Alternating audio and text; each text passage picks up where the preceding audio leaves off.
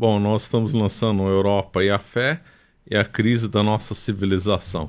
Os dois foram prefaciados pelo professor Anghetti. E vamos comentar um pouco, então, alguns temas aqui do Europa e a Fé.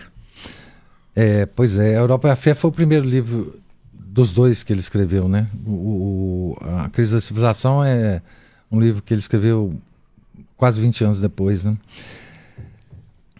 Eu, inclusive, digo no prefácio, né? Existiu uma frase do Belloc que ficou famosa, né? A Europa é a fé e a fé é a Europa. Chamada frase infame de Belloc. Essa frase, ela resume o pensamento do Belloc a respeito da Europa e da nossa fé, né? E ela é uma frase profética, né? Porque na época que ele escreveu esse livro, foi no início do século XX, havia uma preocupação com o decaimento civilizacional, mas não era como hoje, né? Nós estamos 120 anos depois. E, de certa forma, o Belloc via que a Europa estava perdendo a fé. E quem construiu a Europa foi a Igreja, né? Então ele dizia, a Europa sem a Igreja, ela não significa nada. Ela vai ter um decaimento moral tão grande que ela vai se esfacelar. Ela vai se transformar. Que nós estamos vendo hoje. Que é exatamente o que nós estamos vendo hoje, né? Então esse livro é profético. Esse livro é... Na verdade, então, para entender o que está acontecendo na Europa hoje, as pessoas precisam ler esse livro. Para entender o porquê a Europa está dessa forma, quer dizer, enfim, por que a França, que é a filha primogênita da Igreja, né, está no estado que ela está, né? É preciso ler esse livro do Belloc. O Belloc traça Nós, da editora Caravelas, lançamos então 2 livros de autoria do Belloc, que formam o combo Europa. Clique logo no link e não perca a nossa promoção de lançamento. Um panorama de como que a Igreja construiu a Europa, né?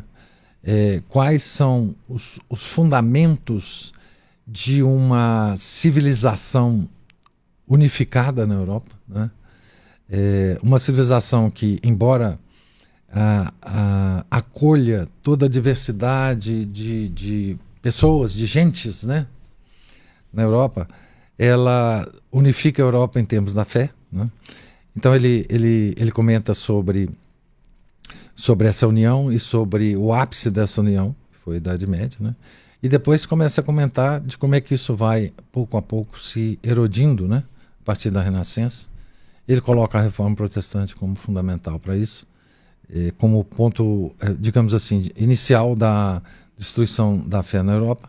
O que ele acertou, né? A cisão da cristandade, né? Ele chega a comentar um pouco de Guilherme de Ockham, ele entra nessas coisas filosóficas ou não? Não. Ele tem um livro específico sobre a Reforma, como a Reforma aconteceu. Acho que é assim o título do livro, que eu até traduzi com uma amiga tradutora também, eu e ela traduzimos esse livro. E aí ele fala mais especificamente da Reforma como o único assunto do livro, mas no A Europa e a Fé ele também se debruça sobre a Reforma e ele, por ser inglês e por dar muita importância ao que aconteceu na Inglaterra, ele faz uma história muito particular de como o Henrique VIII destruiu os mosteiros, como que aquelas terras e aquelas riquezas, né, passando para a mão do Henrique VIII e depois para os nobres ingleses, foi o início do capitalismo. Então o Belloc era muito crítico do capitalismo. Então ele coloca como fundamento do início do capitalismo esse saque. Esse saque. Porque foi exatamente a riqueza que foi amealhada pela nobreza que deu possibilidade do início do capitalismo e, portanto, ele não vê com bons olhos o capitalismo por causa do defeito de nascimento dele. Nascimento né? dele. Então ele faz uma crítica muito grande ao capitalismo no Estado Servil. Ele volta a esse tema também. Então aí ele se debruça com certa... Então a reforma, né, vista do ponto de vista da Inglaterra, ele coloca essa questão do Henrique VIII e da corrupção da nobreza inglesa desde aí. Enfim, então esse livro é um livro de diagnóstico e de profecia, né? Quer dizer, é um livro para vocês que estão nos ouvindo entenderem. É um livro que foi escrito numa Europa ainda antes das duas guerras, uma Europa ainda otimista, uma Europa ainda os valores cristãos ainda estavam fortes, né? Ele fala na época da Belle Époque, não era? Era mais ou menos. Mais ou menos, uma época de otimismo. Na época de otimismo, na época de... E ele já estava vendo isso tudo, né? Ele não estava cego, né? Esse livro foi escrito, se não me engano, em 1909. Deixa eu ver se eu tenho o registro dele aqui. 12... Não, a Europa Fé foi exatamente da Belle Époque, 1920. Foi bem na Belle Époque. 125 anos atrás, bem na Belle Époque. Então aqui a Europa estava vivendo a grande fase de otimismo, né? Inclusive com a ciência, com a tecnologia, o telégrafo, o rádio tinha sido inventado há pouco, então estava tudo ótimo, né? Até enfim. Mas então esse livro ele já traz o tom de profético que o Belo em várias outras partes ele exerceu, né? De dizer o seguinte para a Europa: se você perder os valores cristãos que te formou, você não se manterá como a Europa. Acabou. Então, esse é o grande... Enfim, a grande sacada dele. Visão, enfim, né? Visão, a Europa é a fé, perfeita, a fé né? é a Europa. E ele dizia que a fé iria sofrer muito com a perda da Europa. Por causa da base de tudo que a igreja criou na Europa, né? A base cultural, a base... enfim, ele era um artista, né? E, portanto, ele dava muito valor pintava bem. E ele tinha muito carinho pelo que a igreja construiu em termos de arte, de música, né? Então ele via que aquilo ia se perder sobre também. O gótico ou não? Comentava, ele fazia... Nossa, ele comentou... quando ele fala sobre a Idade Média, ele fala do gótico, né? Então, assim, é um historiador, é um livro que se lê também com emoção, com tristeza, que normalmente não é uma coisa que o livro de história permite você ter esses sentimentos. Sim, mas você entra no livro e você percebe toda a carga de tragédia que ele está falando ali, que vai acontecer com a Europa, e hoje sabendo o que aconteceu, né? Então é uma obra fundamental para os leitores brasileiros ter essa obra na mão. Parabenizo a editora Caravelas por lançar esses dois livros, né? Mas e para as editoras, principalmente para a editora Caravela, que tá começando a traduzir o Belo aqui no Brasil, tem mais uns 150 livros dele para ser traduzidos, tá certo? Ele escreveu mais ou menos 150 livros. Então, assim, a cada década ele escrevia uns 10. Foram lidos, Anguete, por você? Alguns, talvez uns de 8 a 10. Ele escreveu muitos livros de biografias, né? De grandes homens, né? De Cromwell, James II, Richelieu, enfim, ele era muito dado a biografias, né? De personagens históricos. Enfim, 150 livros está aí para... Como é que ele comenta sobre a queda do Império Romano? A queda do Império Romano é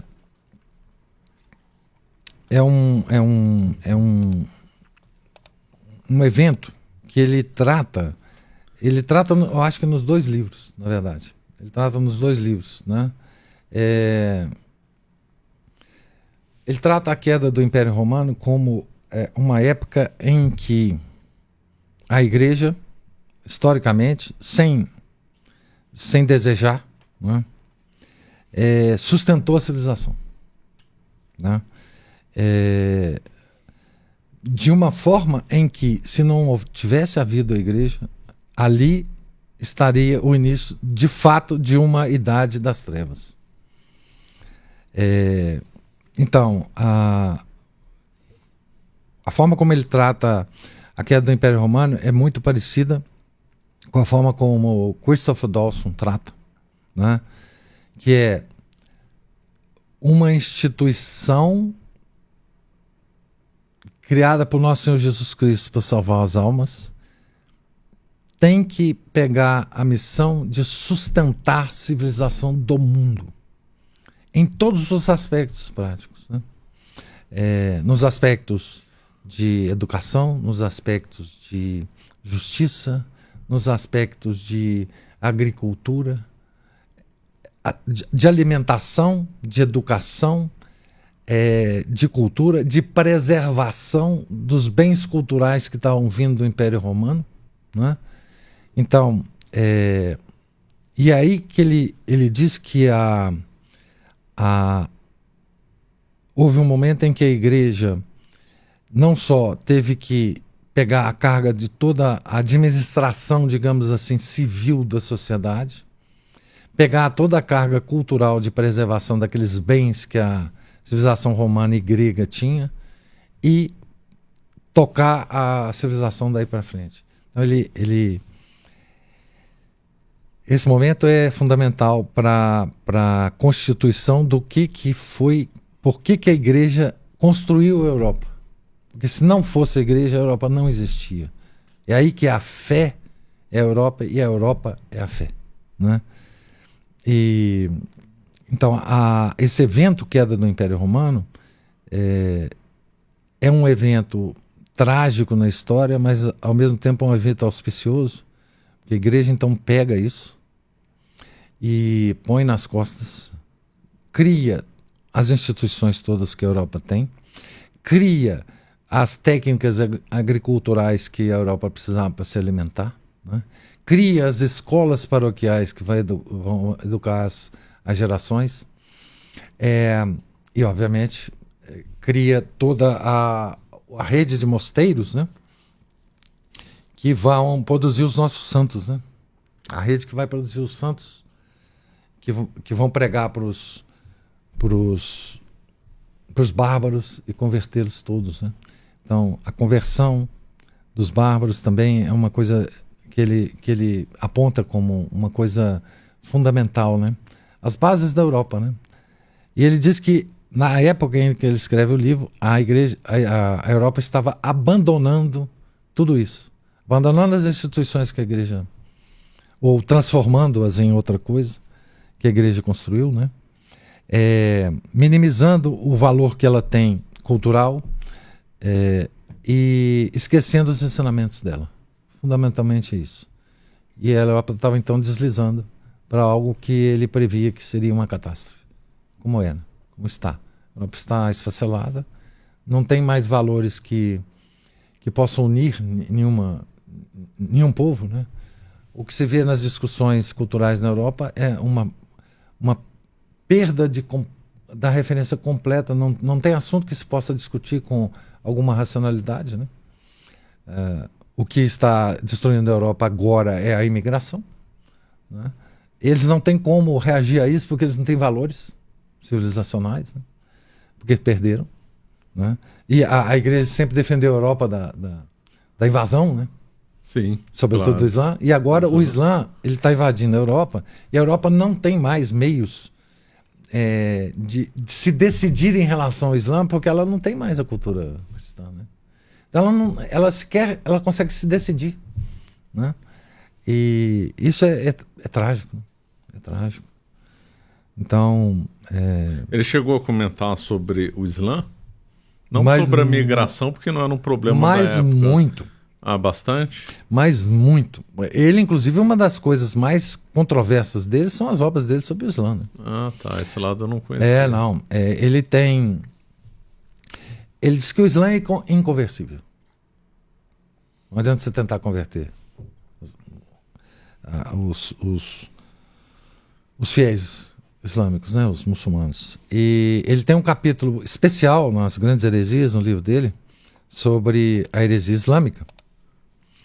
E aí ele tem uma ideia de que a heresia de Maomé é uma heresia do cristianismo. Muitas pessoas acham que a heresia do Islã é uma heresia contra o judaísmo. Exatamente. A ideia dele a ideia dele é que ele não é contra o Islã, é contra o cristianismo. Por que ele fala isso? Ele tem um capítulo interessante. É porque ele fala que Maomé ele recebeu uma informação muito grande sobre o cristianismo e ele reagiu contra o cristianismo e não contra o judaísmo. Então, ele tem um capítulo especial extraordinário no livro Grandes Heresias que ele fala só sobre o Islã. Tá? Então, e ele se preocupa, inclusive, na época, que ele dizia assim, eu tenho visto que o Islã tem convertido alguns europeus de grande nome. E isso preocupava ele demais. Né? E ele dizia que a igreja sempre lutou contra o Islã e defendeu a Europa contra o Islã. As várias guerras, etc. Mas ele achava que no futuro o Islã poderia se ressurgir e invadir a Europa de novo. Que é o que aconteceu. Outra profecia. Só que ele, na verdade, ele não, eu acho que ele não previa que a invasão do Islã fosse cultural, do jeito que está sendo. Migratória. Migratória. Mas, talvez uma invasão militar, isso quer dizer. E ele então dizia que nada garantia que a Europa não fosse invadida de novo pelo Islã. Por ora, o perigo do Islã estava contido. As Grandes Heresias o livro foi escrito em 1938, se eu não estou enganado. Então, naquela época, ele dizia, por ora o Islã está contido, mas no futuro a gente não sabe. Né? E, enfim, então ele escreveu muito sobre o Islã e muito sobre o judaísmo, muito sobre a igreja. Né? A igreja ele tem uma profecia que eu acho das mais extraordinárias, que foi feita no livro das Grandes Heresias. Se você me permitir, eu vou ler só vontade, trechinho dessa... No último capítulo que ele tem no livro das Grandes Heresias, ele descreve 5 grandes heresias e diz que tem um ataque à igreja moderno, que se chama Moderno em 1938, que ele é diferente de todas as outras heresias. Né? O arianismo, enfim, protestantismo. E ele diz que esse ataque pode ser mortal. Então ele diz assim: aproximamo-nos do maior de todos os momentos. A fé está agora na presença, não de uma particular heresia como no passado, ariana, maniqueísta, albigense, a dos muçulmanos. Nem tampouco na presença de certa heresia generalizada, como foi a Revolução Protestante de 3 ou 4 séculos atrás. O inimigo que a fé tem agora de enfrentar, que pode ser chamado o ataque moderno, é um assalto integral aos fundamentos da fé. A existência mesma da fé. E o inimigo que agora avança contra nós está cada vez mais consciente do fato de que não pode haver neutralidade na luta. As forças agora se opõem à fé para destruí-la. A batalha se dá daqui em diante segundo uma linha de clivagem bem definida, envolvendo a sobrevivência ou a destruição da Igreja Católica. E toda, não apenas uma parte, a sua filosofia. Impressionante, hein? 1938. Isso é o Concílio Vaticano II, escrito em poucas palavras. Ele estava ciente dos modernistas da época, estava, né? Do trabalho que São Pio X condenou, estava, né? Ele seguia todas as encíclicas. Ele tem comentários sobre as encíclicas da época que ele, por exemplo, a encíclica que ele prestou muita atenção e comentou foi a 40º Ano. Porque a 40º Ano e a Rerum Novarum, elas estão bem numa linha da análise econômica que ele e o Chesterton fazia e do projeto econômico que eles tinham do distributismo, que é distribuir propriedade privada. Né? Então, ele acompanhava os desenvolvimentos todos.